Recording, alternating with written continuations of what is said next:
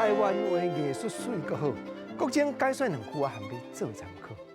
解说，解文说理。好朋友来讲，迄天我去找阮知己的，国情啊，我咧看解文说理，我知北部电台名主持人名，甲你共一个国，你叫伊共国的对。我入去到伊个办公厅呢，我就甲讲讲我有听咱电台当事人咧讲，电台内主持人互相冤家，是你出来双圆地饼，吼吼！听到我讲即句，阿公遐就臭屁啊！功夫偌好咧，一个手平泡泡啊！朋友，即句话是社会毋知啥物人写出来，咧讲斗句趣味的话语，意思讲吼，本来两边面呐，拢互相有主张、有不服、有反感，但是迄落熬调解代志的人手骨伸出来，安尼双圆地变落去，一个手就平泡泡，风波就化解啊！我就甲问啊，我讲阿公兄，听讲吼，偏偏主持人对主持人中间伫咧空中对顶，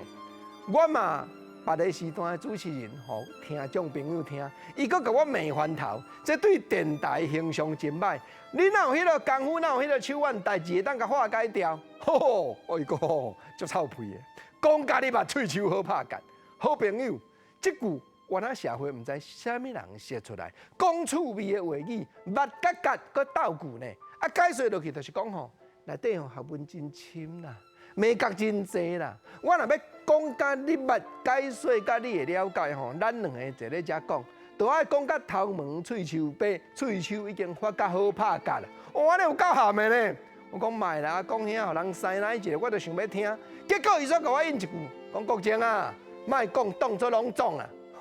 当然啦，